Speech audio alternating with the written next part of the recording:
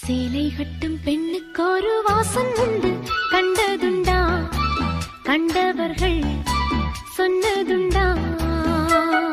சேலை கட்டும் பெண்ணுக்கு ஒரு வாசம் உண்டு, கண்டு கொண்டே கண்களுக்குள் பள்ளி கொண்டே.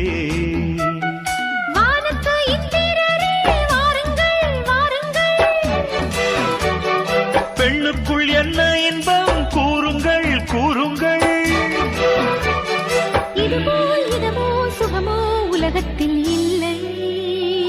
இவளின் குணமோ மனமோ மலருக்குள் இல்லை. சேலை கட்டும் பெண்ணுக்கு